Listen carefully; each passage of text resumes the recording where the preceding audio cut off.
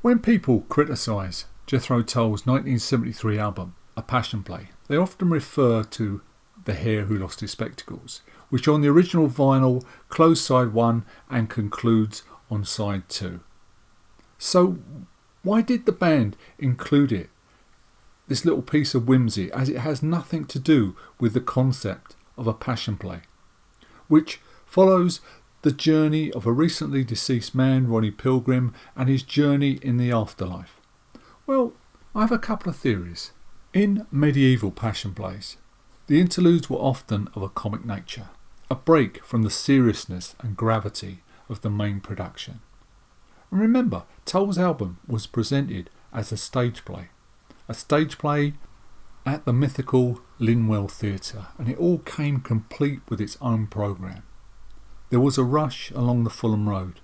There was a hush in the Passion Play. When the band performed Passion Play live, at the end of Act 2, the band would troop off the stage and a short film was played. Now, part of the short film takes place on a theatre stage and part in a woodland area, a woodland glade, which I do believe is Epping Forest over there in East London. The story is very much a sort of absurd fable about a bunch of animals trying to help a hare find his missing spectacles. Very much Winnie the Pooh, Wind in the Willows territory. Now, you have a bunch of actors playing the animals. It could be the band, I don't know. And then you have a couple of ballet dancers and Jeffrey Hammond as narrator. Jeffrey is dressed up in a check suit, complete with a bow tie, glasses, microphone, and a couple of rather fetching horns protruding from his head.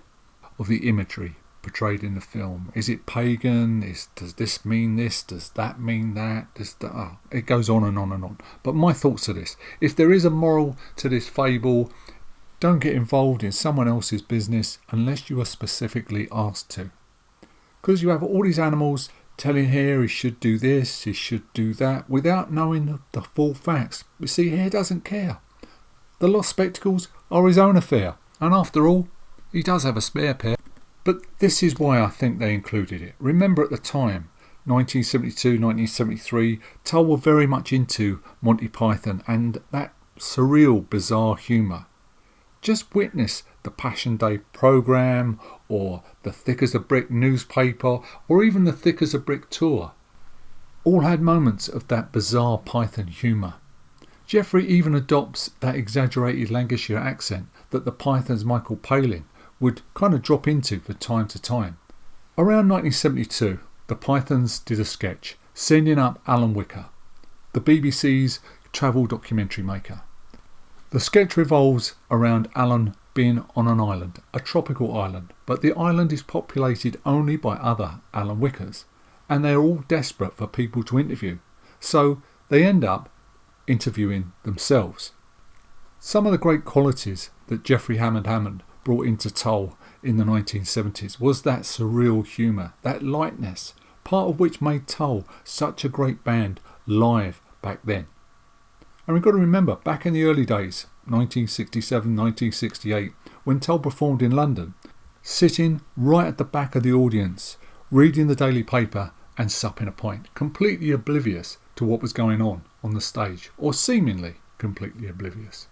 Also, during the live performances of Passion Play, the Hare provided a welcome break for the band to go and grab a beer and a fag, to play for audiences 40 odd minutes of continuous new music, which was very tricky and very complicated. Everyone needed a break.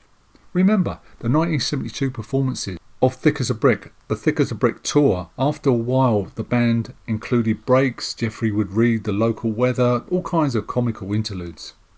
I think also we have to take into account that after the Chateau Hereville disaster, after all the disastrous sessions that took place in France in late 1972, and the band had to return to England, where they ditched most of the material from those sessions, and they had a very, very small amount of time to construct a new album. They kept the template for A Passion Play, which was actually originally recorded in 1972, but the concept had to be refined, new music had to be written and recorded very, very quickly. Martin Barr recalling the sessions for a Passion Play were very intense and very long, and you had to do the sleeve design, you had to do the programme, rehearse the stage show, so I don't think that much time or energy was devoted to the Hare who lost his spectacles.